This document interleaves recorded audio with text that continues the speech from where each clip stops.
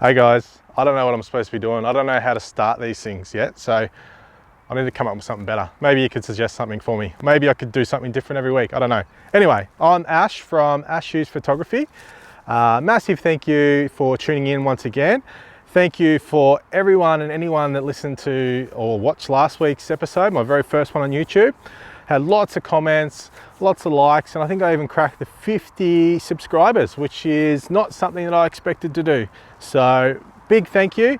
Keep the comments coming, subscribe to my channel, like the video. I did announce in this one the competition winner from last week, and I've got a new competition running in this episode as well. So keep watching to find out more about that. Also talk a little bit about our plans for 2023 and some of the bigger purchases we need to make, mainly car, caravan and canopy, and what our thoughts are around that initially. We're still 14 months out from when we want to go on that trip. Also set myself a little challenge on the bike with a bit of camera gear in the bag, run into a few little furry and spiky friends on that trip. But to start it, we'll get down to Lorne and do a bit of a morning road trip with the family. Enjoy guys.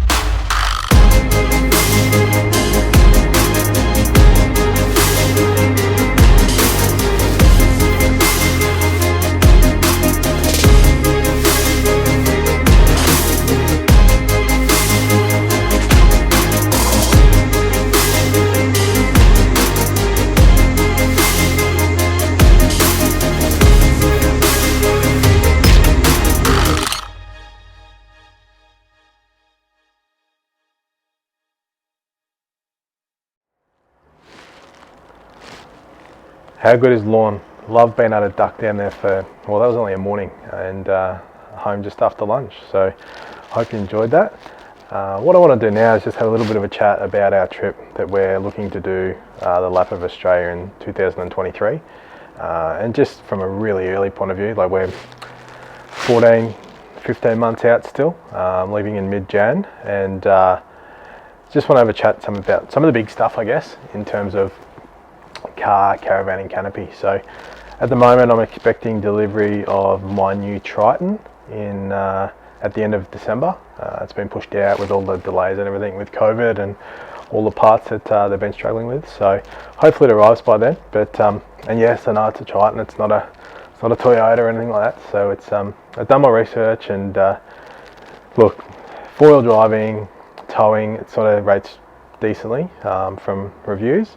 And the only common issue I think that you sort of see pop up a little bit is around the bent chassis. Now, we're not going to go crazy on weights and that, so sort of keep that in mind, and I don't think it'll be an issue. We're not going to go as silly in the 4-wheel drive department anyway. I should say, from a 4-wheel driving caravanning point of view, we're not experts. In fact, probably 6 months ago I didn't really know anything about them. I've had a 4-wheel drive in the past, had a Pathfinder, an old one, and it blew up after about 6 months, so didn't actually get a chance to really test that out. So look, that's what part of this is, part of the video is learning and helping others learn, because 6 months ago, a year ago, I didn't know anything about a lot of that sort of thing, and I still don't really. I only know because I've watched a few YouTubes or whatever, and haven't actually got my hands on. So keen to do that, and yeah, get the Triton. That's sort of the first big delivery that's the first big delivery that's a step towards this trip. So after that, can sort of start looking at caravans a bit more. And again, with the Caravan, we don't really want to go to the full towing capacity of the Triton. I don't want to be lugging a huge thing around Australia, to be honest, and wherever we can save a bit of weight, I think it'll sort of help in the long run. So what are we looking at? Well, given Triton's not delivered till December, I'll be smack bang in wedding season by then. I think at the moment I've got about 32 still to come before the end of April. So it's going to be crazy, because every wedding you do, you then got edit, and I still work full time as well, so it's all after hours. So I'm not going to have a lot of time between now and the end of April. And by the time April rolls around, we've then only got probably 8 months before January rolls around, when we're planning to go on our trip. So given delays and everything at the moment with new caravans, new cars, I don't think there's probably going to be enough time to get a new one. So we'll probably be looking at second hand and something in that 2-3 year old range, I guess, and see what's available at the time. It's kind of hard to get your heart set on one particular type, because it might not be available then. But by that stage, hopefully we've opened some international borders, and people are looking to sell their vans that they've been using over the past couple of years, because we haven't actually been able to go anywhere else. So there might be a bit of a flood on the market. Maybe that's just wishful thinking. In terms of the trip, in terms of timing, it's not really the best, to be honest, to be buying new gear like that, because everything's got a premium price at the moment, because that's all people could do in the past 2 years is travel domestically, and even that's been hard. So look, in terms of the Caravan itself, we don't want to go massive, as I said. Something in that low 2 ton range, 200 up to 2.5 ton. Still quite heavy in terms of vans anyway. So, but yeah, it's just going to save us on fuel. In terms of length, around that 16-17 foot range tends to be sort of the few of the vans that we're looking at. If it's got an ensuite, that's preferable. It's not necessarily a necessity, but I think we'd be sort of longing for it after a while, especially with young kids. It's just a nice luxury to have, but we know it's not always available, and we know that adds price as well. So unsure exactly. If we can get one with the ensuite, then we will, but we'll see how we go. So and then hopefully if we can get one off-road, the off-road part of it's probably more important to me than the ensuite part of it. As I said before, everything's busy at the moment, and busy means pricey. Can't get any caravans, you've got to book ahead of time, So you can't get in the caravan parks, you've got to book ahead of time. So that's all a headache that we don't want to have. So if we can get something that's off-road, it just means more access to spots and free spots and low-cost spots that we otherwise wouldn't be able to access, and others cannot access as well because they're on-road vans. So look, that's the plan at the moment. Things might change as we get closer, and I'll start looking a bit more heavily at that. But yeah, I keep a bit of an eye on things just to understand what's in the market and pricing and that. But I can't get too deep into it because I'm probably going to be looking at that second-hand range. So, and then in terms of a canopy on the back of the ute, so I really want to set this up well. So it means if we do set up well, we can then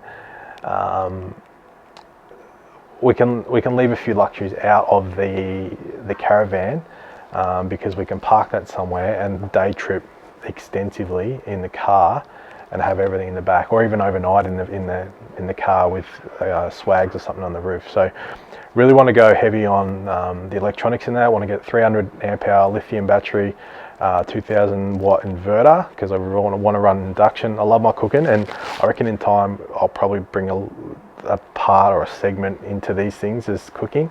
You can't quite see now, but I think I've got 4 or 5 different barbecues or outside cooking appliances. I absolutely love cooking. So I love learning new things, love cooking new things, and that outside part of cooking is one of the things I'm most looking forward to when we go on our trip. So but yeah, I want to have the induction in there. It just makes things easier. It means I don't have to carry gas in there as well. So spend a bit more money on the actual electronics in the canopy. But as I said at the start, it doesn't need to be huge in terms of length or weight or size. But just want to have enough capacity to have the fridge in there, have a mini pantry, good cooking space, and plenty of spots to charge and that for my electronics and camera gear, because there's quite a bit of that as well. So look, that's the plan at this stage anyway. Things will change, no doubt, as they get closer and as we have to fork out the money for it. It's going to be expensive 6 months or so while we do that in the lead up, but it's exciting and looking forward to it. And I just wanted to sort of give you an idea really early on what our plans are before we've got any of them. If you do have any suggestions, tips, do's and don'ts in that world, and you know better than I do, which wouldn't be hard. I'm probably the dumbest bloke in the room, as I said, when it comes to caravan and four-wheel driving.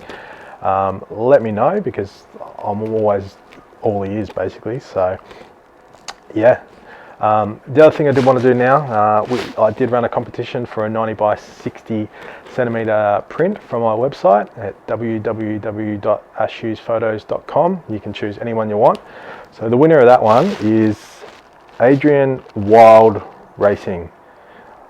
I'll put that down here, ADRIAN WILDE RACING. Congratulations, you've got a print of your choice from my website, and I'll be doing the same this week. So if you're subscribed, you like the new video, which this will be a part of, and you leave a comment, you'll have the chance to win another 90 by 60 centimeter print from my website. So congratulations, and enjoy.